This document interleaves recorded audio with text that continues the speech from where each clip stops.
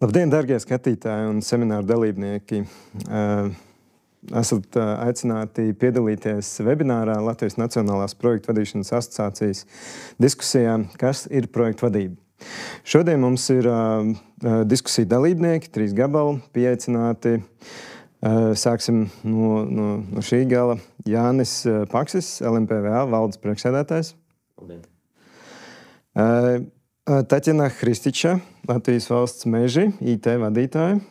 Labdien. Un Ilga Anita Bērskalna, Latraps valdes locekla un attīstības vadītāja. Labdien. Mans vārds ir Ivars Ruņģis. Es būšu moderators šīs dienas tematam, tāpēc es vairāk uzdošu jautājumus un mūsu diskusiju dalībnieki vairāk atbildēs. Tēma mums ir paredzēta plašākai auditorijai, tā skaitā uzņēmumu vadītājiem un augstākā līmeņa vadītājiem, lai radītu izpratni par to, kas tad ir projektu vadība, kas ir projektu vadītājs, ko viņi var sagaidīt, kāda ir tā pievienotā vērtība un visu un ap projektu vadību. Sāksim ar, es atnēju vēl pirms sākam, 20 minūtes pirms beigām, tas nozīmē ap 5:40. Mums būs aicinājums apskatīt jautājumus, kurus būsiet iesūtījuši jūs, šī webināra dalībnieki. Tāpēc nekautrējieties, droši uzdodiet jautājumus čatā, un mūsu tehniskais atbalsts šos jautājumus nodos mums pēdējās 20 minūtēs diskusijā, lai viņi padarītu raibāku. Labi, diskusijas tēma, projektu vadība. Jāni, varbūt tad jautājums ir tev, kāpēc, kur to vajag? Kurās industrijās, nozarēs tā projektu vadība ir aktuāla? Labdien vēlreiz visiem. Tad, ja mēs runājam par projektu vadību kā lomu, kā profesiju, tad viņa ir bijusi aktuāla jau krietnus laikus, bet jo sevišķi tas ir tas, kas notiek pašreiz. Ja mēs pirms tam skatījāmies vairāk, ka tie ir projekti, kas ir gan uzņēmumu sakārtošanai, gan celtniecībai, gan vēl kaut kur, tad tagad arvien izteiktāk tie ir tehnoloģija, vai es pat teiktu šie te kombinēti projekti, kur ir gan tehnoloģijas, gan procesi, gan arī citas lietas. Un šīs te prasmes, ja kādreiz vadītāji tā skaitā mēdz vairāk nodeleģēt, jo sevišķi tehnoloģiskās saviem uzņēmumu cilvēkiem, tad tagad arī tās prasmes, kas viņiem pašiem jāzina vairāk. Līdz ar to tā projektu vadība, viņa kļūst arvien aktuālāka, un ne tikai kā profesija, bet jo sevišķi kā prasmes, kas ir jāzina katram. Super, paldies. Varbūt kāds papildus komentārs? Droši vien, kad es tad mēģināšu atbildēt uz to, kas tas vispār ir projektu vadība, vai ne, Jāni? Jo projektu vadība faktiski jau ir instrumentu kopa, kas ir vajadzīgi jebkuram vadītājam, lai jebkuras pārmaiņas ieviestu organizācijā, savā dzīvē vai savādāk. Tātad pārmaiņu kontekstā projektu vadība nodrošina pārēju no vienas situācijas uz otru. Un projektu vadība tātad ir tiešām iemaņu kopa, kā tu teici, un viņi var tikt attiecināt uz jebkuru amatu organizācijā, kurā ir nepieciešams veikt kaut kādas izmaiņas. Projektu vadība, tas nozīmē to, ka mēs organizējam lietas plānveidīgi, mēs varam prognozēt, kad mēs nonāksim līdz rezultātam. Principā tas ir vadības instruments, kādā veidā nodrošināt kaut kādu rezultātu saņemšanu vai izveidošanu zināmā laika periodā, zināmā budžetā. Kaut kā tā, pavisam vienkārši. Protams, mēs varam karināt ļoti daudz lietas vēl klāt pie tās projektu vadības, vai ne? Mēs varam karināt klāt risku vadību, mēs varam karināt klāt kvalitātes vadību, mēs varam karināt klāt visādas dažādas vairāk sarežģīts un mazāk sarežģīts paņēmiens. Bet principā projektu vadība vienkārši nozīmē gūt rezultātu zināmā laikā, ar zināmiem resursiem, ar zinām budžetu. Un tā ir projektu vadība. Es gribētu piebilst, ka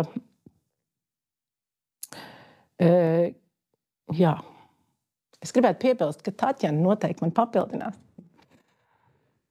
Ļoti foršs gājiens. Kas attiecās uz projektu vadību, manuprāt, tas ir kaut kāda kompetences sfēra, kas tev ir jābūt, lai tu varētu izdzīvot mūsdienās. Bez tās vienkārši fiziski nevar izdzīvot vairs neviens uzņēmums.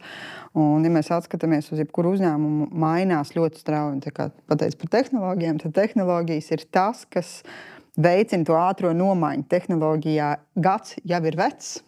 tad nozīmē, ka tev ir vajadzīgs ļoti strauji saprast, kas tev mainīsies, ko izdarīt ar kādiem resursiem, finansēm, un tas ir jābūt vadāmam procesam. Ja tas nav vadāms process, viņš pārtop mūžīgi nepārvaldāmu kaut kādu notikumu, kas notiek, bet nenes nekādu rezultātu parasti tajā brīdī.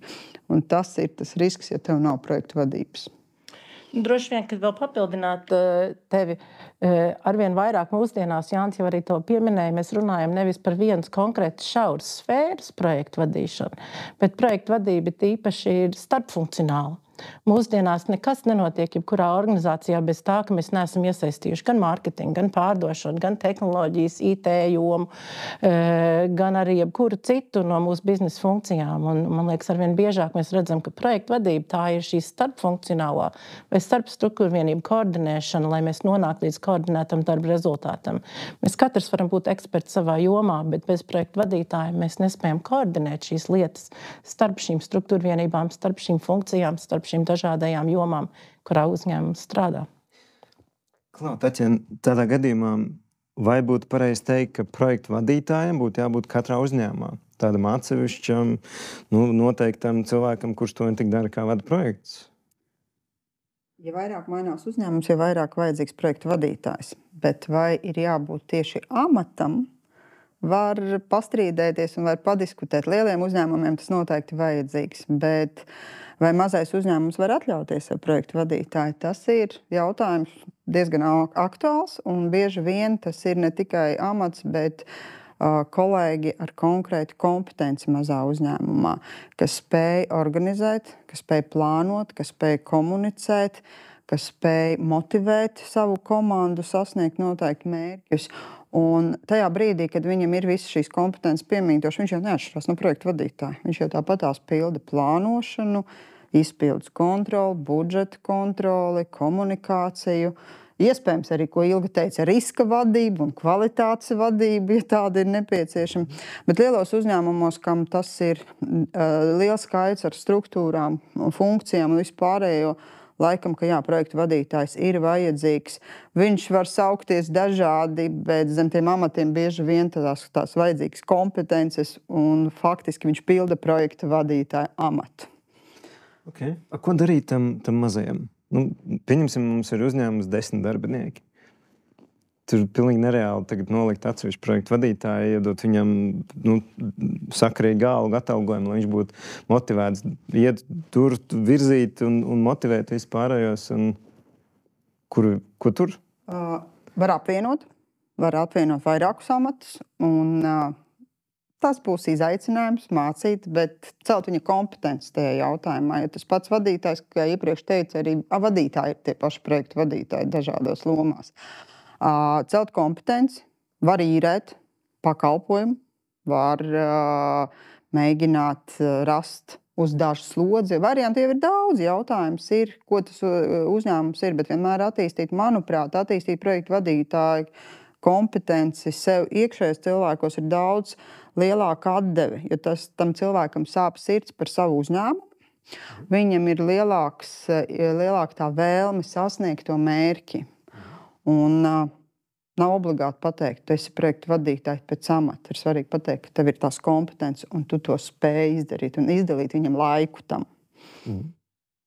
Man ļoti labi pateica to, ka pirmkārt izdalīt laiku un izdalīt arī to kā fokusu, lai ir skaidrs, ka tur nodarbojās.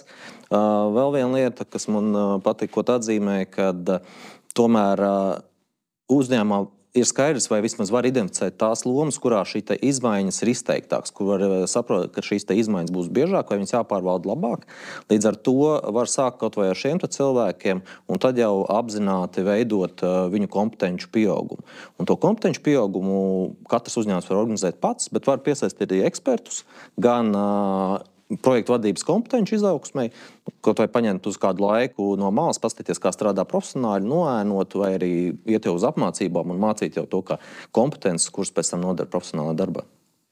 Tas vienkāršākais, ko darīt, ir faktiski jau sākt, kā teikt, on the job vai darba vidē, sākt jau veidot kaut kādus projektu plānus. Tas jau ir pirmais solis, vai ne?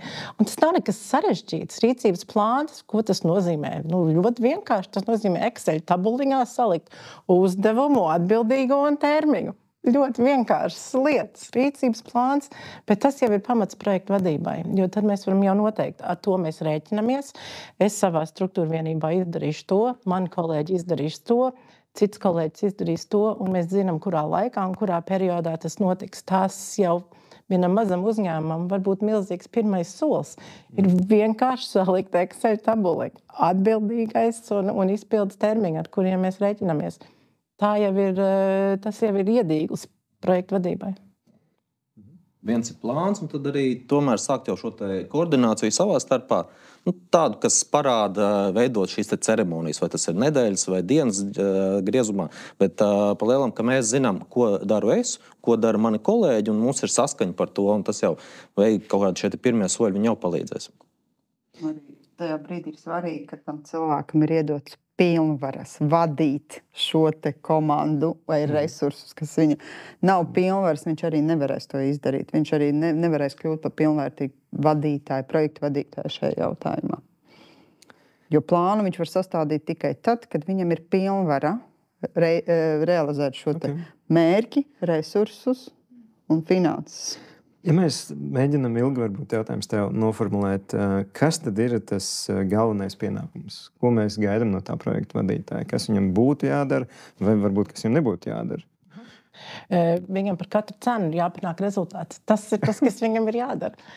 Tad projektam ir kāds mērķis. Un projektu vadītājiem ir jāpanāk šī mērķa sasniegšana. Tas ir galvenais, kas viņam ir jādara par katru cenu, piesaistot tos cilvēkus, kas ir nepieciešami, tos līdzekļus, kas viņam ir nodeleģēti, lai viņš varētu arī to panākt.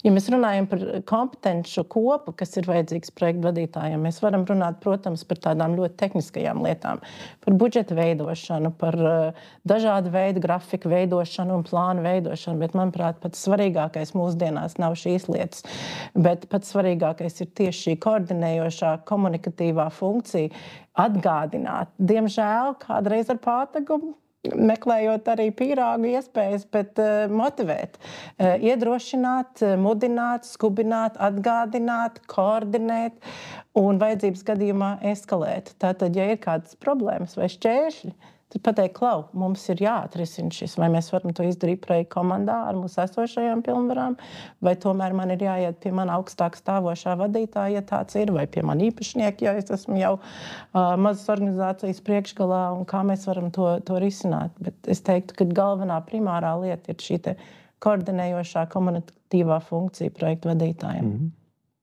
Super. Jā, varbūt nākamais jautājums tad tev ir. Mēs skatāmies, tirgu ir ļoti daudz dažādas situācijas. Ir lieli projekti, ir mazi projekti.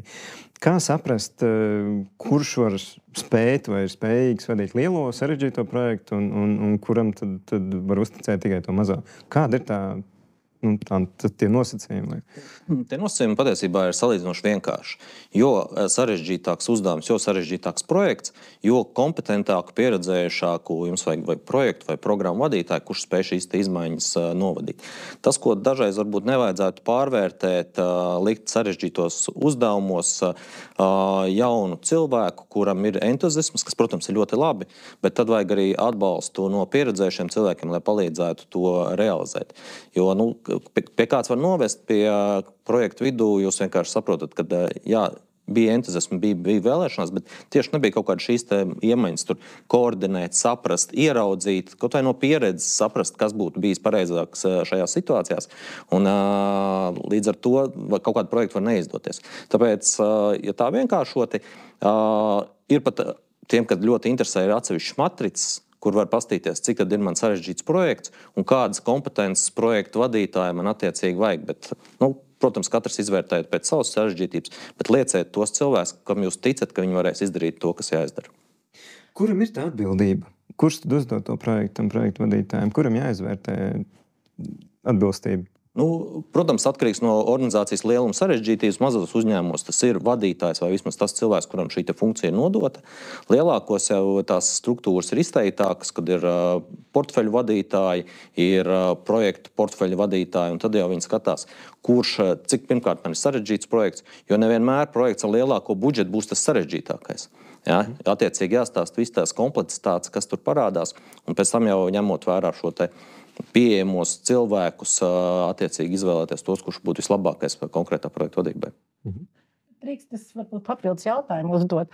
Kā tev šķiet, vai projekta vadītājs, kurš vada projektu, piemēram, tehnoloģiju jomā, var arī pāriet uz pilnīgi citu sfēru un vadīt arī tādu, citas jomas projektu? Vai tur ir kaut kāda arī saturiska kompetence, kas ir vajadzīga, vai projekta vadītājs var būt universālais kareivs? Var, un tā ir projektu vadība bieži vien, vismaz tā manā pieredzē, tā ir kompetence. Tas gan bijis varbūt vairāk no tehnoloģiju projektiem, ka viņš var vienu dienu vadīt projekts komunikāciju mēdīju tehnoloģiju jomā, nākošā dienā banku jomā. Jo viņš saprot, kādas ir projekta sastāvdaļas, viņš saprot, kādas ir sadarbības projektā, vai viņš var viņus nokoordinēt. Protams, ja ir tā iespēja, ko arī minēja Taķena iepriekš, ka es varu izveidot to cilvēku, kas zina gan projektu vadību, gan manu biznesu, tā ir tā papildus pievienotā vērtība. Bet, jebkurā gadījumā projektu vadītāji ar pienākošām kompetencēm, viņi var vadīt projektus. Vienkārši viņam drusciņi vajag saprast arī, mēs arī, kad pie mums bija projekti, mēs vienmēr viens no tiem apmācājumiem lielumiem bija, kad, kas tad ir tas bizness, kā viņš tiek veidots un kā viņš tiek realizēts. Manā skatījumā projektu vadītājs var vadīt jebko, bet, ja viņš to jomu nezina, viņam arī jāspēj paļauties. Ir arī tā robeža, ko cilvēks bieži vien nevar pārkāpt, paļauties uz savu komandu. Tā ir tā sfēra un to, ko apgūst ar ļoti, ļoti lielu pieredzi, ka tev ir jāpaļaujas uz to, kas tev ir komandā. Un tu vari tajā brīdī novadīt jebkuru projektu tiešām, bet ar nosacījumu uzticību ekspertiem, kas tev ir komandā. Manuprāt, tas ir tas nosacījums, kas dod to veiksmīgumu, vai tas projektu vadītājs spējas novadīt. Skaidrs, ka es piekrītu, ka, ja cilvēks zina to jomu, viņš būs daudz efektīvāks uzreiz no pirmās dienas. Ja viņš nezina to jomu, viņam vajadzēs laiku, lai mazliet iestartētos tajā sfērā. Bet ja viņam ir forši eksperti, kas dod komunikāciju, kuru viņš var nomotivēt, komunicēt, stāstīt un runāt, tas projektu vadītāji arī cels arvien vairāk. Ar katru tādu projektu viņš nāks ar vien lielāku kompetenci. Es varbūt ilgs to pašu jautājumu papildinot. Tad te ir tā dilemma, tas jautājums drīzāk par to, vai projektu vadītājiem ir jāzina viss, vai viņam nav jāpārzina viss. Vai viņam ir jāzina industrija specifika, pieņemsim, ja tas ir IT projekts, tātad programmēšana, ja tas būvniecības projekts, tātad būvuzraudzība, inženierija, vai viņam tas viss būtu jāzina, vai tomēr nē? Varbūt ilga.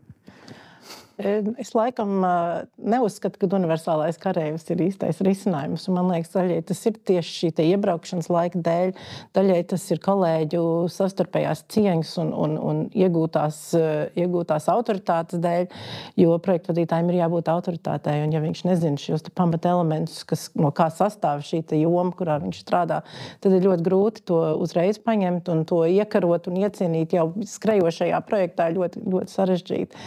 Tad man laikam ir drusku tāds praktiķu viedoklis. Es domāju, ka ja man ir jāpaņem kāds darbinieks kā projektu vadītājs, es noteikti gribu kādu, kurš strādājis tajā jomā iepriekš un kurš nāk ar savu jau pragmatisko pieeju tieši tajā jomai.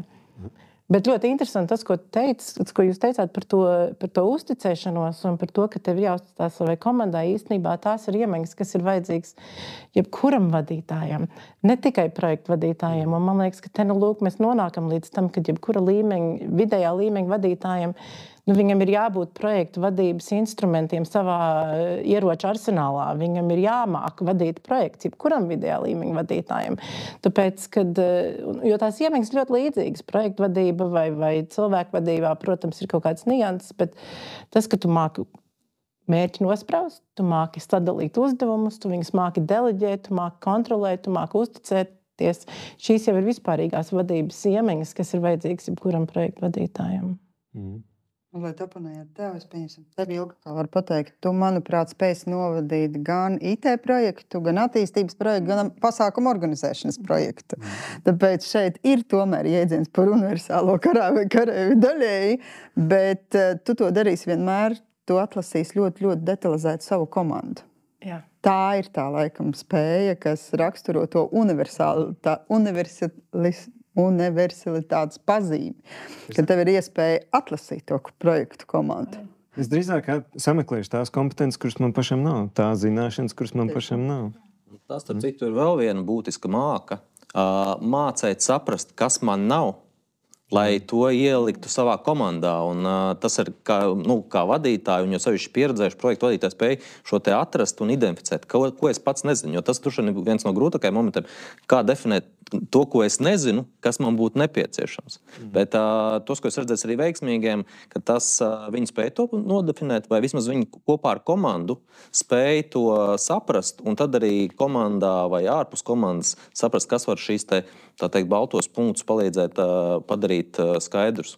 Bet atgriežoties pie tā sākuma jautājuma, es piekrītu tomēr, ka profesionāls projektu vadītājs, kurš pēc tam pārzina arī to biznesu vai sfēru, viņš būs veiksmīgāks un ar ātrāku, lielāku efektu nekā, teiksim, ja mēs paņemsim tos pašus būvniecības projektu vadītājus, ieliksim tehnoloģiju projektā vai otrādi, viņiem būs kaut kāds brīdis, kamēr vajadzēs adaptēties pie komandas un pie noteikumiem.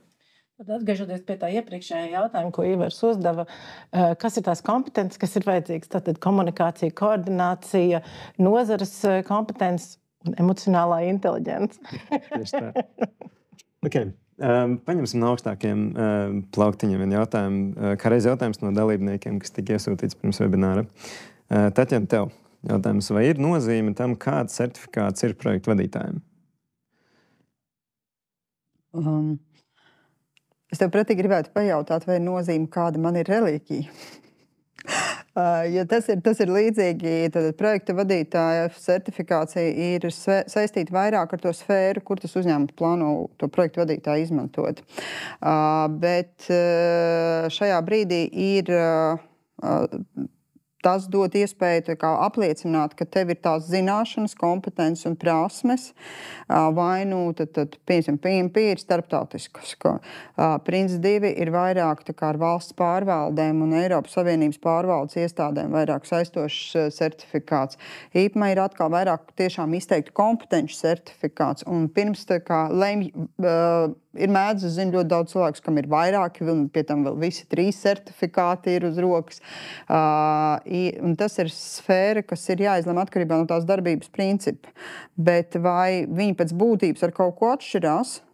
Es teiktu laikam, ka tā īpaši ne, tas ir, viņi apliecina tavu spēju vadīt projektu. Tas ir tas galvenais, ko viņi visi apliecina. Jebkura certifikāta nozīme ir tiešām saistīta ar to, ka tu arī apliecini, ka tu to kopīgo valodu zini.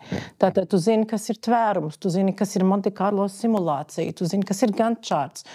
Ja tu esi jebkuru no šiem certifikātiem ieguvis, tad ticams šie vārdi nav sveši, kurus es tikko teicu. Un droši vien, ka tā ir tā lieta, ko darba devējs grib pārliecināties, ka tu esi paņēmis cilvēku darbā un piesaistījis viņu vienā konkrētā projektā vai ilgtermiņa sadarbībā ar jau esošu terminoloģiju, ar jau esošu domāšanas rāmi, kurā tu vari runāt. Tev nav jāmāc viņam, kad uztais rīcības plānu, kurš satur uzdevumu atbildīgo un termiņus. Tāpēc, kad cilvēks jau zina pamatlietas, un tas ir tas, ko tu iegūst ar certificētu projektu vadītāju. Mēs pirms tam runājām arī par to, kad var, ka mēs gribam, lai pēc iespējas mūsu projektu vadītājs ir ātrāk efektīvs tajā mūsu projektā. Un tā certifikācija tomēr viens no tiem lietām, kas parāda, ja viņš ir apgūst šo teorētisko bāzi, bieži vien arī certifikāti, kuriem apakšā ir praktiskā bāze, un tad jau ir skaidrs, tad viņam ir kaut kāda noteikta gadu pieredze, viņam zināšana pieredze un līmeņa pieredze, jo certifikātos bieži arī kaut kāda līmeņa, tas arī parāda, vai tas ir projektu vadītājs, kurš nesen iesācis, iegājis šajā lomā, vai viņš tomēr ir 10 gadu pieredze, kuriem viņš ir arī certifikācijas pakāpē audzis, līdz ar to viņš parāda to savu kompetenci. Un ja mēs runājam par tehnoloģiju projektiem, tas arī viens no principiem, kā bieži tās komandas tiek veidotas. Jo sevišķi tehnoloģiju projektos tev nevienmēr ir iespēja piesaistīt cilvēku, kurš 10 gadus strādājis bankās un vēl kaut kur, vai komandas tāds tev nāks ņemt, tu ņem programmēt, tad tu ņem testētāju vēl kaut ko. Tad arī tu skaties, ja viņam šāds certifikāts, tad varbūtība, ka viņš zina, un pie tam pārvalde ir lielāka. Un tas pats arī par projektu vadītājiem. Ja viņam ir šī certifikācija, ir lielāka varbūtība, ka viņš zina jāzina, tad jau tikai mēs kā vadītāji pārliecinamies, ka viņš tiešām to māk izmantot. Bet vai varbūt izcils projektu vadītājs bez jebkāda certifikāta? Var. Noteikti var. Var, tikai viņam būs grūtāk pastāstīt to citiem, kāpēc tas izcils projektu vadītājs. Jo, ja tev ir certifikācija, tev ir vieglāk pateikt, tas esmu iegūst tādu līmeņu, un mans certifikāts to parāda. Kāds to ir pārbaudījis? Kāds to ir pārbaudījis, jā. Savādāk jāsit uz krūts un jāsit. Certifikāts arī dod iespēju un arī prasa no tevis kā projekta vadītāja pilnveidošanas faktors. Jo tas, ka es biju izcils certificēts projekta vadītājs 10 gadus atpakaļ un 10 gadus neesmu darbojies ar projektiem, tas nenodrošina to, ka tu arī šodien tikpat izcils. Tad certifikācija vajag atjaunot, un tas prasa arī no tevis reālu darbošanos, zināšanu papildināšanu un ikdienas to praksi. Jo bez tā tu nevarēsi to resertifikāciju veikt, un arī certifikāts pats par sevīm attīstās un pievienot tās prasības, kas ir prasmes, kas aktuāls tieši šodien. Tas arī dod iespēju tev pilnveidoties. Tas nav tikai izaicinājums nolikt vienreiz to eksāmenu, bet tas ir arī pilnveidošanās faktors. Ilga, es tev nākamo jautājumu uzdošu atkal no auditorijas. Es viņu nedaudz pārveidošu. Kas ir tas, ko uzņēmēji sagaida no projektu vadītāja lomas vai no projektu vadītāja kā cilvēka? Un kāda loma ir projektu vadītājiem uzņēmumu pārvaldībā? Kas ir viņa loma, ko viņš pienes ar savu darbu? Kāda ir loma projektu vadībai uzņēmumu pārvaldībā? Jā, kāda loma projektu vadībai un tāpatās, kas ir tas, ko no augstākā līmeņa vadība uzņēmēji, ko viņi gaida? Jā. No projektu vadītāja. Ja mēs skatāmies no tāda uzņēmuma viedokļa, tad uzņēmumi veido kaut kādus savus mērķus. Un mūsdienās mērķi parasti ir gan kvantitatīvie mērķi, saistīti ar eiro, saistīti ar kubikmetriem, saistīti ar tehnoloģiju risinājumu, brāķu skaitu vai savādāk, bet uzņēmumi arī veido mērķus, kas ir saistīti ar kaut kādu attīstību. Un tā var būt jauna produktu izveide vai jaunā tirgu ieiešana vai savādāk. Un es domāju, ka jebkurš uzņēmuma vadītājs, domājot par šo divu dažādu veidu mērķiem, varbūt nojauš, ka tie pirmie ir vairāk tādi procesuālie mērķi par to, kā tas process notiek, un otrie ir vairāk, mēs varētu teikt, projektu mērķi. Attīstības mērķi, projekta mērķi, kas ir organizējami pēc projekta principiem. Un tad tas, ko uzņēmuma vadība var gribēt un cerēt, saņemt no saviem projektu vadītājiem vai vidējā līmeņa vadītājiem, kur nodarbojās ar projektu vadību, ir atkal šo te rezultātu sasniegšana kaut kādā laika periodā, kaut kāda budžeta ietvaros. Savukārt uzņēmuma vadītāja uzdevums, ja mēs runājam projektu vadības valodā, ir faktiski nodrošināt šo te kopējo attīstības projektu portfeļa vadību. Tas nozīmē noteikti to, ka mēs neesam izvirzījuši pārāk daudz šādus mērķus vienlaicīgi, ka mums pietiek organizācijas resursu kopēji, lai mēs varētu izveikt šos darba rezultātus un viņus sasniegt. Tad faktiski, jebkurā uzņēmumā organizācijas vadība jau faktiski veido to rāmi, caur kuru mēs skatāmies uz to projektu portfeli. Kas ir visi tie projekti, ar kuriem mēs nodarbojamies? Vai mēs šajā ceturksnī veicam 2, 4 vai 20 projektus? Vai mēs nākamajā gadā plānojam vēl kādus? Vai mums pietiek cilvēku resursi, cik mēs varam naudas ieguldīt dažāda veida attīstības darbos? Tātad, manuprāt, projektu vadība ir fundamentāls elements darba plānošanai vidējā termiņā. Jo bez tā mēs nevaram noteikt, cik ātri mēs nonāksim līdz tam rezultātam, ko mēs gribam sasniegt. Un jau uz to pašu paskatās tagad ir tas projektu vadītājs mums uzņēmumā vai tā loma, zināšanas tiem darbiniekiem par to, kā pie attīstības lietām, pie attīstības projektiem strādāt. Vai nav? Ko tas dod? Kāda ir, cik ir tas svars projektu vadītājiem? Izņemam projektu vadītāju ārā. Kas tad notiek? Uzņēmums jau vienalga funkcionē. Jā, uzņēmums funkcionē bez tā projekta vadītāja, protams, bet tad jebkādas attīstības un pārmaiņas lietas notiek stihiski, notiek neprognozējami.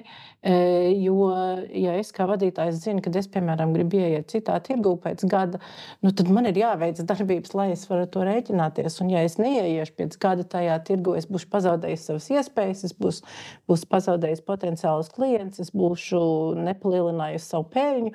Ar vienu vārdu sakot, ar to man ir jārēķinās. Un ja es nevaru ar to rēķināties, ja tas kļūst stihiski un neprognozējami, es arī nevaru domāt par to, kā mana organizācija, kā mans uzņēmums izauga. Okay. Jāni, nākamais jautājums būs tev. Projektu vadītāja motivācija, arī jautājums no auditorijas. Projektu vadītāja motivācija izvēlēties šādu profesiju un vai nākamajos 10 gados kāda ir tā nākotne, kā redz projektu vadītājiem? Es viennozīmīgi, pirmkārt, tas ir interesanti. Tas ir aizraujoši, un ja mēs pirms tam minējām, ka tās ir izmaiņas, un bieži vien izmaiņas tas ir kaut kas jauns. Un tās var būt gan tehnoloģijas, gan produkts, gan risinājums. Bet esot tur iekšā, tu būsi pirmais, kurš palīdzēs kompānijai, organizācijai tur nonākt. Tad tā būtu viena lieta. Otrkārt, vai tas būs viennozīmīgi, vai tas būs nosaukums projektu vadītājs?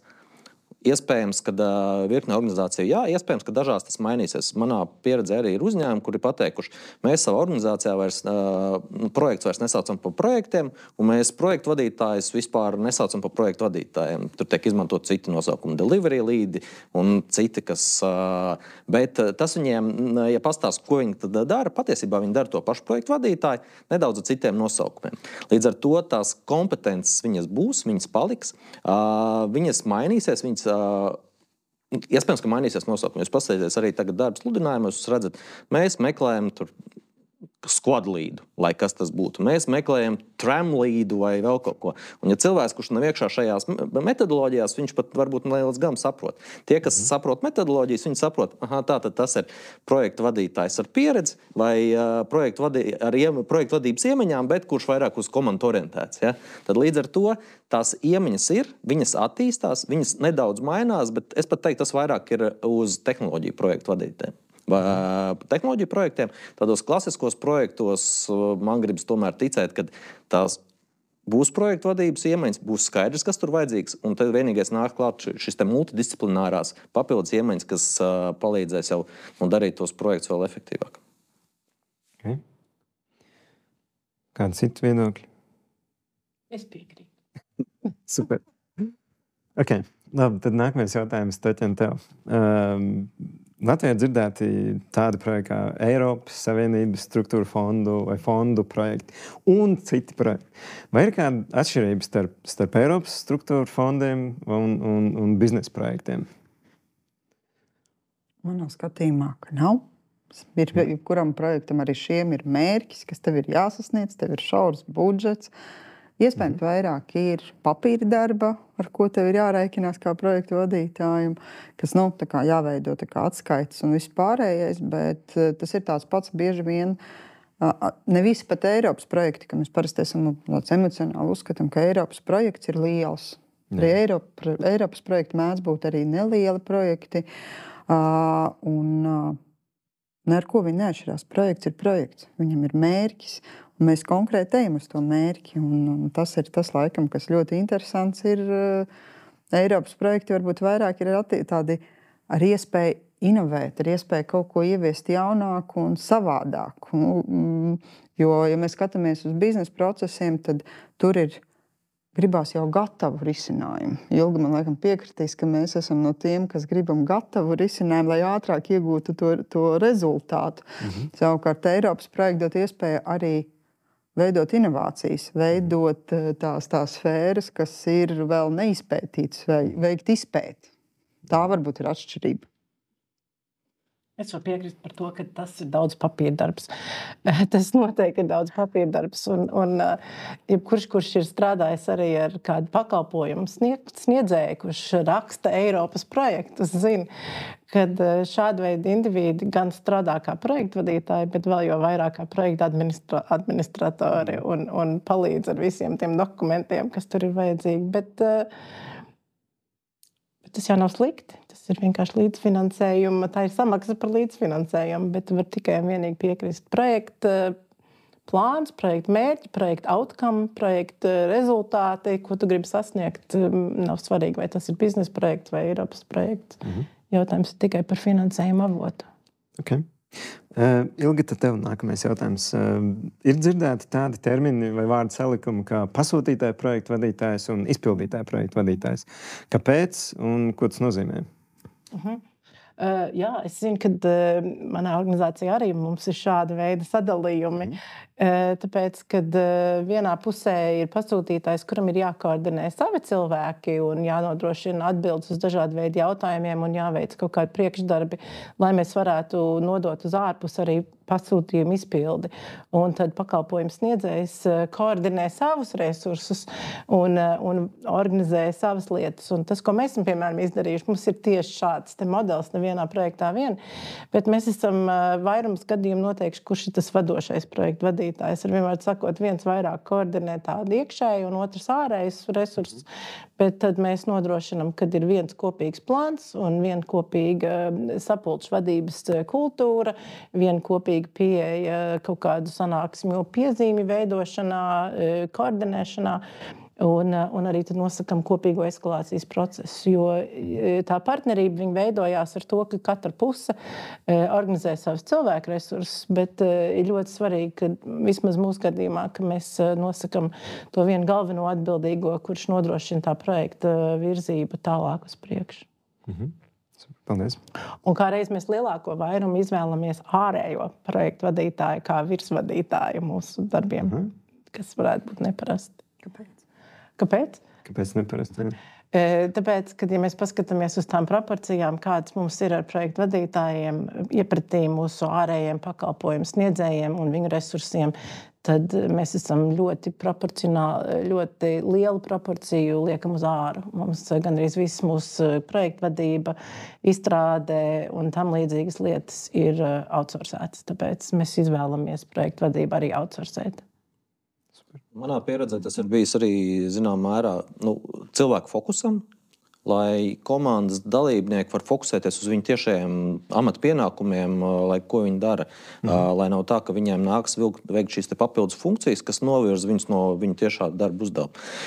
Vēl viena lieta, tas arī tomēr ir risku pārvaldība, jo vairāk ir šie pakalpojumu sniedzēji cilvēki, kas ir pieslēdzās jūsu projektam, jo lielāka varbūtība, ka kaut kas var noiet gan komunikācijā, izpildē, atsekošanā, jebkurā citā no šīm projektu vadības kategorijām. Līdz ar to tajā brīdī arī vajag kaut kādu šīs kompetences vai to projektu vadību piegādātāju pusē. Un es esmu bijis arī tajā otrā pusē, kas piegādātāji. Mēs pat esam, mums bija tā kā noteikts, pie cik cilvēkiem, cik mēs sagaidām, ir jābūt projektu vadības procentam, uz, kas vismaz koordinēs un atbalstīs mūsu komandu. Super. Par to paturpinot par komandu. Mums ir lieli projekti, ir mazi projekti. Kā saprast, cik tad tas viens nabaga projektu vadītājs spēj vadīt? Ja tev ir 2, 3, 10, 100, 200 cilvēku komandā, kas ir tas optimālais skaits un kā vadīt lielas komandas? Ja mēs skatāmies uz komandu izmēru, tad gandrīz visās vadības metodoloģijās ir pateikts, ka tā komandas optimālais izmērs ir no 7 līdz 10 cilvēkiem, un tā būtu tā komanda, kā būtu jāveido. Ja jums tās komandas sāk kļūt lielāks, tad var veidot jau komandu vadītājus, apakšprojektus vai veidot citu sadalījumu, kas ir optimāls tam jūsu piegājienam. Bet tomēr būtu jābūt kaut kādam šim efektīvam sadalījumam. Jā, ir populārāk ar vienu šīs pašvadītās komandas, šis termins, bet praksē pierādās, ka tomēr kaut kādai projektu vadībai arī ir jābūt, tad līdz ar to tomēr to sadalīt. Okay. Labi. Arī pašvadītās komandās, manuprāt, ar laiku izveidojās tas līderis, kas to tomēr vada. Agrāk vai vēlāk, bet viņš izveidojās. Interesanti, kā ir ar pašvadītām komandām. Ja viņiem ir jāiet pie augstākā vadītāja vai pasūtītāja un jāatskaitās, tad viņi visi kopā iet, visi 10 cilvēki? Bieži vien tas ir tas līderis, kas to uzņemās. Tad līdz ar to viņš arī to dara. Tieši tā. Viņas pašvadītas no tāda viedokļa, ka viņi izvirza pašu savā starpā to līderi, kuram viņam arī visvairāk uzticās. Tieši tā. Un, ja vadība viņiem uzdeleģē pietiekoši izaicinošus mērķus, tad īstenībā viņi arī tos papildina vai stiprina un turpina veidot nākošos savus mērķus, kas ir tas, kas viņus dara par pašvadītajiem. Man ir vēl viens jautājums, pirms mēs ķeramies klāt pie dalībnieku jautājumiem, papildus jautājumiem. Taķena, kā ir ar to varu projektu vadītājiem? Cik viņam ir liela tā vara? Un vai projektu vadītāji pieņem lēmumus, ja mēs runājam par atbildību? Viss ir atkarīgs no tā, ko mēs runājam iepriekš. Tas ir pilnvarojums projektu vadītājiem. Jo kvalitatīvāks tas pilnvarojums projektu vadītājiem, jo viņš efektīvāk var sasniegt savus mērķus. Viņam ir jābūt iespēja, pirmkārt, projektu vadītājiem ir jāsaprot to, ka komandā viņam ir kolēģi, kurus ir jāmotivē. Viņam ir jābūt motivācijas pilnvaram. Tā var būt ne tikai naudiska, bet jebkāda cita veida motivācija. Jo komandas virzību un darbību bieži vien vairāk motivē attīstību. Projektu vadītājiem ir jābūt pilnvarotam pieņemt resursus, bet ir jābūt resursu jautājums, bet arī jābūt skaidrībai, kas ir tas ierobežojums, kas viņam ir iedots. Tāpat arī par finansēm. Vai viņš var palielināt, samazināt kaut kādu daļiņu naudas. Tad viss ir tajā brīdī, kad tu kļūsti projektu vadītāji, tev ir jāsaprot, tava vara ir tavs pilnvarojums. Un šajā gadījumā laikam viss izaicinošākais ir tajā brīdī, kad tu nomaini cepuri. Tu esi vadītājs, bet tu esi ienācis komandā ar dalībnieku statusu. Un tam projektu vadītājiem šajā brīdī tev ir jābūt pilnvaram lielākam nekā tev kā administratīvam varbūt vadītājiem vai vēl kas. Tas ir svarīgi, ka viņš tajā brīdī vada. Nevis tu kā vadītājs vadi, kas manuprāt, bieži vien parādās kā izaicinājums mūsu projektu. Vai var gadīties, ka projektu vadītājs vada vadītājs vai augstākos vadītājus? Jā, savā projektā? Noteikti. Tāpēc, ka ja viņi ir nominēti kā resursi vai kā eksperts vai kā kaut kāds noteikts speciālists, kas māk veidot noteiktu lietu, tas, manuprāt, ir ok, ka viņš vada savu vadītāju. Es domāju, šis bija ļoti labs punkts par to pilnvarojumu. Arī pirms tam mēs minējām, ka mūsdienās jau tas projekts jau nav tik homogēns, ka man ir tikai mani cilvēki. Man ir mārketings, man ir šāds departaments, tāds un vēl kaut kas. Un arī tajos departamentos ir gan speciālisti, kuriem jāsaprot, ka man ir pilnvarojums, gan arī vadītājiem, kuriem jāatzīst mans pilnvarojums. Un tam jābūt skaidri pateiktam organizācijas līmenī, no vadības līmenī, kad jā, šim te cilvēkam ir pilnvarojums, jūs izmantot kā daļu no projekta komandas. Cik tavi projektu vadītāji vienlaikus var vadīt vienu projektu? Jā, tā manā pieredzē, jo es ņemu to pēdējo pieredzi, tad pārsvarā tie bijuši tehnoloģiju projekti, un kur viens projektu vadītājs ir bijis uz vienu projektu. Tās komandas ir bijušas no 10 līdz 30 cilvēkiem. Un tad ir bijis tā, kad ir vadītājs, un tad, cik ir tehnoloģija, tad pārsvarā ir agile. Tad parādās jau vairāk šīs Scrum komandas, kurās ir katrā kaut kāds šis Scrum vadītājs vai izdalīts loma, vai arī kā viens no komandas veids šo te lomu, bet jau kā lomu šīs te komandas ietvaros. Bet pārsvarā, jā, tas ir bijis izdalīti. Man ir pieredze arī, kad viens projektu vadītājs vada vai mēģina vadīt vairākus. Un tomēr te ir būtiski skatīties to sarežģītību un tomēr, kad cilvēki var nofokusēties uz tiem projektiem, kas viņiem ir. Tā, kā ir tev? Cik tev projektu vadītāji vada projekts vienlaicīgi? Mums gadās arī tā, ka viņi vada 5 un vairāk projektu, bet viņš var vadīt šajā gadījumā daudz projektu, ja viņš ir eksperts tajā jomā arī. Tajā brīdī, ja viņš ir ienācis jauns, ko mēs runājam, ka viņš nezina jomu, tad tajā brīdī viņam tiešām vairāk par to vienu projektu ir grūti novadīt. Un savukārt arī ir jāvērtē cilvēku spēja un tā māka pārslēgties starp tiem dažādiem projektiem. Jo vairāk mums projektu vadītājiem ir, jo ar katru pārslēgšanās faktoru zaudē laiku, zaudē efektivitāti, un tas arī ir savā ziņā izaicinājums. Tāpēc es laikam piekrītu, ka visefektīvāk ir viens projekts vienā laikā, bet īsā un konkrētajā mērķī. Jā, tā ir. Super. Ķeramies klāt pie auditorijas jautājumiem. Mums ir daži iesūtīti. Andris ir iesūtījis jautājumu, varbūt pēc izvēles, kurš varētu atbildēt. Kā būtu definējama robeža, kur beidzas vai cik tālu sniedzas projektu vadītāja atbildība un kur vairs ne? Man patīk nodalīt projektu vadītāju lomu līdz tam, kad tiek izveidots tā pārmaiņu vide vai tas elements, ko mēs gribam veidot jaunu. Ja tas ir jauns produkts, tad tā ir jaunā produkta iepakojums, vai tas ir mārketinga materiāli, vai savādāk, ja tā ir IT, ja tas ir IT risinājums, tas ir notestēts risinājums, kas aiziet produkcijas vidē. Ja tas ir jauns stratēģijas definēšana, tad tas ir akceptēts stratēģijas dokuments. Bet jebkurš projekts beidzās un vienmēr ir kaut kāds pārējais posms, tāda stafetes nodošana no projekta komandas līdz tam pastāvīgajam procesam, kas turpinās eksploatēt to risinājumu. Un tātad ir šis iedzīvināšanas periods, mēs varam teikt ieviešanas periods vai iedzīvināšanas periods, kur ietvaros tātad šī pārēja no projekta vadītāja lomas pāriet uz tā pastāvīgā procesa turētāja. Tad šajā gadījumā tas ir vai nu tā ir uzturēšanas komanda, kas uztur tehnisko risinājumu, vai tie ir produktu pārdevēji, kas tirgo jauno produktu tirgu, vai tā ir stratēģijas mērķu izpildē un stratēģijas īstenošana organizācijā. Bet ir šis iedzīvināšanas periods, un tā robeža veidojās ar to, kad tiek izveidoti tie nodevumi vai tie rezultāti, kuri pakāpeniski tad kurus pārmanto tie cilvēki vai tās komandas, kuras izmantos tos rezultātus. Jā, es to varētu papildināt, kad arī tajās jaunajās terminoloģijās, ko es esmu redzējis, kad bieži vien saka, ka projekts sākās pirms tā uzsākšanas brīža, jo tomēr ir kaut kāda sagatavošanās, ir šī idejas izpratne vēl kaut kas. Un viņš arī beidzās pēc tā oficiālā datuma, kad no piekdienas mēs esam dzīvajā.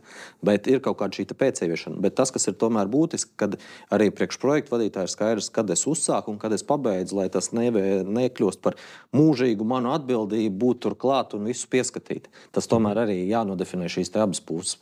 Gan A, gan B. Jā. Okay. Šajā brīdī, manuprāt, ja tas mūsu tehnoloģiju projektos ir, ja tā stabilizācijas vai ieviešanas fāze ir ilgāka nekā 20% nekā kopējais projekta laiks, tad ir jāsāk domāt, vai tu neesi sācis uzturēt to visu. Super. Nākamais jautājums. Varbūt, Jānis, tev jautājums ir par atšķirībām starp industrijām. Paulis uzdeva, kā atšķiras būvniecības projektu vadītāja atbildība un pienākuma būvniecības uzņēmumā no projekta citā nozarē, no projektu vadītāja citā nozarē? Un vai tiem vispār var pielietot tos pašus instrumentus, pieejas un novērtēšanas principus? Es teiktu, kopējās kompetences mēs jau runājām arī sākumā, kad tās projektu vadītāja kompetences viņas ir līdzīgas. Bet tas, kas manā pieredzē, ka mēs vismaz 30% enerģijas un laika veltījām no 20 līdz 30, bija tieši uz tām industrijas specifiskām vai pat tehnoloģijas specifiskām lietām, tām kompetencēm, kam būtu jābūt. Līdz ar to šīs ir būtiskas. Un es pat teiktu, to var darīt, bet arī mēs pirms tam jau nonācām pie secinājuma, ka tas cilvēks, kurš māk gan projektu vadību kā iemaņas, gan viņš pārzina šīs te biznesa specifiku, viņš būs efektīvāks tajā procesā. Bet manā pieredzē ir cilvēki, kas ir veiksmīgi pārslēgušies no būvniecības uz tehnoloģiju projektu vadību, kas ir pārslēgušies no pārdošanas uz tehnoloģiju projektu vadību, jo tagad tā kļūst arvien populārāk tēma. Vai es pat teiktu, ka ir kļūst ciešāka sinerģija, jo arī bieži vien tagad būvniecība vairs nav tīra būvniecība. Ja? Parādās virkni citas papildus kompetences zināšanas, kas tev vajadzīgs, lai tu būtu veiksmīgs tajā savā lomā. Kas tad ir tas, ko vērtē? Man, teiksim, projekts, tu tā kā Pauls bija uzdevis to jautājumu, kas ir vērtēšanas principi? Kā mēs vērtējam to projektu vadītāju vai kā mēs vērtējam projektu? Vai tur atšķirības ir starp būvniecības, IT vai kādu citu industriju? Vērtēšana. Pirmkārt, notiek jau, ja mēs runājam par projektu vadības kompetencēm, tur ir diezgan skaidri šie kritēriji, kā es pārvaldu projektu laika plānu, kā es māku plānot, kā es māku sadalīt, kā es pārvaldu komandu, kā es strādāju komandām. Tos var visus novērtēt līdzīgi. Tas, kur parādās jau specifiskais vērtējums, tomēr ir šie industrijas specifiskie. Būvniecībā tie ir savi, vai es tur pārzinu būvnormatīvus, vai es zinu kādā secībā, vai es vispār saprotu, kāpēc to bedra rakt un priekš kā viņu rakt. Un tur arī ir, un es pat teiktu, dažreiz tie būvniecības projekti ir krietni komplicētāki nekā tehnoloģija projekti. Pat ja dažiem tā liekas, ka tā nav. Bet tāpat laikā, ja mēs paņemam tehnoloģiju projektus, tad arī tur projektu vadītāji tiek vērtēti jau pēc citām principiem. Viņiem, kad jāzina ne tikai pamat projektu vadības iemaņas, bet viņiem jāzina arī kaut kāda šis tehnoloģisko projektu specifika. Un tad viņi patiesībā tās bieži vien tur ir jau kaut kāda vairāk certifikācija kopums, kad vērtē ne tikai pēc projektu vadības certifikācijām, bet pēc citām specifiskākām zināšanām, iemaņām, lai saprastu, vai viņš var ne tikai vadīt, bet ka viņš var efektīvi vadīt tās lietas. Varbūt tas pats jautājums Ilgai. Zinot to, kā mainījās tava industrija darbā ar projektiem, tas, ko tu prasīji no projektu vadītājiem, vai tas atšķirās vienā un otrā industrijā? Noteikti nemainās. Es teiktu, ka tas, ko es prasu no projektu vadītājiem, nav atkarīgs no tā, kurā industrijā es strādāju vai kādu veidu projektiem es strādāju. Man ir jāteic, ka ar celtniecības projektiem man ir vismazāk pieredze no tevis minētajām jomām, bet man nemainās tas, ko es prasu. Okay, paldies. Varbūt Taķina jautājums nākamais ir tev. Ināra uzdeva jautājumu, vai ir korekti runāt par projekta izturīgumu? Vai ir tāds jēdziens vispār? Interesants vārds. Jā, es mēģinu saprast, kas tur apakšā varētu būt. Projektam vienmēr ir kaut kādā, ja mēs runājam par izturīgumu, tas ir visātrāk par mērķu sasniegšanu kaut kādu un to, vai komanda spēja, ja, piemēram, projekts ir ilgstošs, turēt slodzi vai turēt kaut kādu mērķu sasniegšanas jautājumu visātrāk. Es teiktu, ka tieši šādu terminu, laikam, es dzirdu pirmo reizi, bet noteikti projektiem vienmēr ir pacēlumi, ir kāpums, ka tu sasniedz ļoti ātri un veiksmīgi, un tad vienā brīdī tev liekas, tūlīt būs rezultāts, un tev ir strauja bedre, tas varbūt ir mazliet kritums, bet tas ir normāls process jebkuram projektam, ka ir šādas lietas, un viņas ir vienkārši ar risku vadību jāvada un jākontrolē, ko tu projektā, jo vienmēr var aizrauties ar projektu, novirzīties no mērķiem. Ir iespēja, ka ilgstoši projekti demotivē komandu, jo viņi nesasniedz mērķus, jo tīpaši tehnoloģiju projektos, ja tu kā programmētājs strādā un tu neredzi rezultātus, vienā brīdī gribās programmēt citu. Tas ir normāli, bet tāds kā, un tas viss kopums ir rada to izturīgumu tam projektam. Principā komandējām. Jā. Okay. Tagad gan man laikam būtu jautājums visiem trim. Valdis uzdeva jautājumu, kā projektu vadītājiem emocionāli neizdegt? Svinēt uzvaras, mazās un lielās. Man liekas, ka tas ir ļoti svarīgi. Ir kopā ar savu komandu dalīties tajos priekos, tad, kad tu esi kaut ko labi izdarījis, un arī līdzdzīvot ar komandu, tad, kad ir tās bedres, par kurām Taņa runāja. Man liekas, ka projektu vadītājiem tieši šie izaicinājumi, projektu vadītājs jau pēc definīcijas azartu meklē no tā, ka tas ir kaut kas jauns, vai ne? Bet man liekas, tieši svinēt šos tad mazos un lielos panākumus ir ļoti svarīgi un paļauties uz komandu un gūt spēku no tiem cilvēkiem, ar kuriem tu strādā. Jā, tas ir pirmkārt saprast, kas ir tev paša motivācija, kas kā cilvēkam, jo vienu motivē vairāk, kad ir īsie sasniegumi, citam lielie sasniegumi, tad jau arī saprast, kas tie motivējošie faktori. Nākošais ir zināšanas. Un ko es domāju zināšanām? Ja mēs runājam par to pašu, mēs pašā sākumā minējam, ka projekts ir izmaiņas. Un izmaiņu vadībā ir vesela teorija. Un ja to teoriju tu zini, tu pats saproti, tagad mums komandā veidojas kaut kāds izturīgums, miers, bet tātad es saprotu, kāpēc tas tā notiek. Un man ir arī rīki pieredze, kā no tā tikt ārā. Gan kā komandai, gan man kā individam. Ja? Un tas arī kaut kur palīdzētu kopumā visiem. Bet varbūt, Ivar, man būtu tieši jautājums tāds pats arī tev, jo tev ir izcila pieredze plašās sfērās. Kā tu varētu atbildēt to? Jēziņ, šodien man bija moderātora loma vairāk. Bet labi, man ir viedoklis par jebkuru projektu vadības jautājumu. Jā, par kā neizdegt. Principā, es parasti saku, mums kā projektu vadītājiem, līdzīgi kā lidmašīnās, pirms tu tam bērnam velc to masku virsū, tev vispirms pašam ir jāuzvelk. Un tā mūsu veselība, emocionālā, psiholoģiskā vai fiziskā veselība, kas ir ļoti saistītas lietas, visi trīs, ir, man liekas, primāri svarīgi. Jo ja tu izdedz, ja tu aizēji, pa pieskari, ja, tā varētu teikt. Un tad visdrīzāk arī projekta komanda cietīs no tā visa. Un otrā lieta ir arī projekta komandai. Lai arī kādi tie darbinieki nebūtu, no kurienes lai viņi nenāk, lai kāds viņiem būtu tas tiešais vai funkcionālais vadītājs. Tie ir tavi cilvēki. Tajā laikā, kad tava komanda dara projekta aktivitātes tieši pie tevis projektā, viņi ir tavi cilvēki, rūpējies par viņiem kā par saviem. Skaties, lai 5:00 pienāk darba beigas, dzen prom. Ja kāds iet ar datoru uz mājām, vienreiz, otrais, bet tad ir viss, tad ir jāiet un jārunā. Tad ir skaidrs, ka cilvēks strādā no mājām. Rūpējies par saviem cilvēkiem un mēģina atrast tos pašus motivatorus vai tos instrumentus, kas palīdz. Man personīgi palīdz neizdegt ir motorzāģis mežā iekšā vai lāpsta dārzā. Un tā kā es zinu, ka stress ir gan augsts, tad man strādā šie divi mehāni. Es zinu, ka ir pienācis laiks gatavot malku ziemē. Un katram viņš ir savs. Projektu vadītājiem arī jābūt tādai spējai vērot savus kolēģus, savu komandu un saprast, jo vairāk tā komanda sadarbojas kopā, jo vairāk tu zini par to cilvēku, kas ar tevīm strādā līdzās.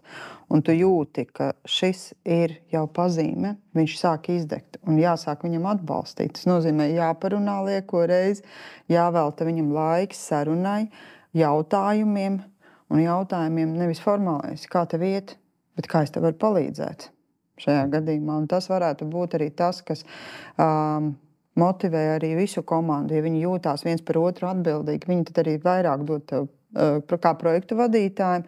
Un tu jau jūti, ja tu pats sāc izdegt, tas nozīmē, ka tev jau ir līdzīga komandai. Un varbūt ir vērts citreiz atkāpties, pateikt, jā, mēs kaut ko izdarījām nepareizi. Un tas ir varbūt arī motivējušais faktors, ka mēs varam visi pateikt, jā, mēs esam kļūdījušies no sākuma. Tehnoloģija projektos, man liekas, tas ir pilnīgi ok. Mēs izmēģinājām, neiet. Pasakam skaidri, neiet. Nemokamies.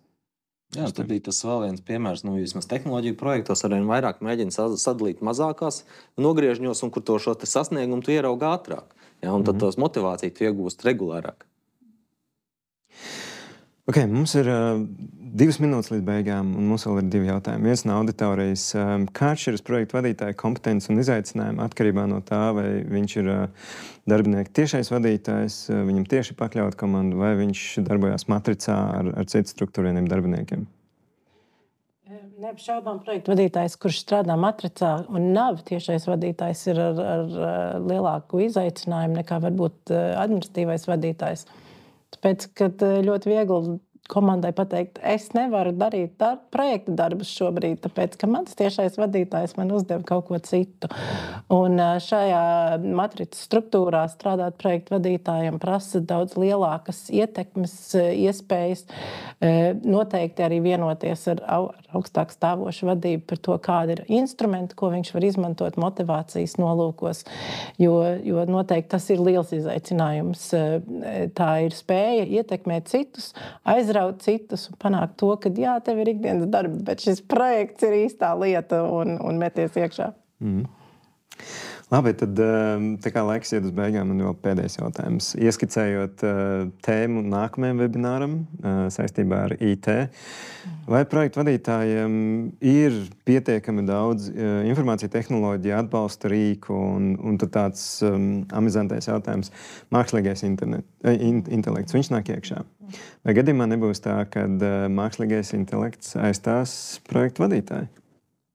Mans viedoklis, ka neaizstās, bet viņš palīdzēs tās daudzas lietas, jo sevišķi vienkāršus uzdevumus vai atkārtošus uzdevumus efektivizēt vai labāk koordinēt. Bet tāpatās tā cilvēka kompetence viņa būs nepieciešama, jo kādam tad jādod uzdevums tam mākslīgajam intelektam? Kādam tad jāpasaka priekšā, kas tad tev kā mākslīgajam intelektam jāizdara? Man liekas, kurš projektu vadītājs, kas ir strādājis ar ChatGPT pēdējos mēnešos, ir jau paspējis uzdot mākslīgajam intelektam uzdevumu, izveido man lūdzu plānu. Lūdzu, izveido man plānu šādam un šādam projektam, nosauc lūdzu posmus, uzdevumus un apakšuzdevumus, un lūdzu to saliec tabuliņā ar termiņiem.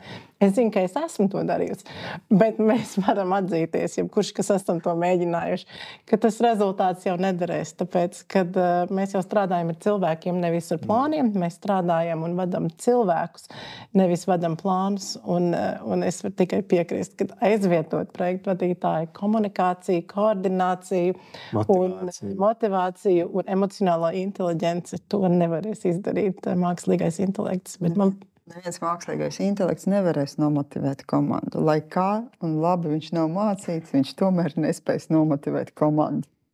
Okay. Labi, paldies, dārgie diskusiju dalībnieki. Paldies, skatītāji, par dalību šajā webinārā. Un tad tiekamies nākamajā webinārā ar jaunām tēmām.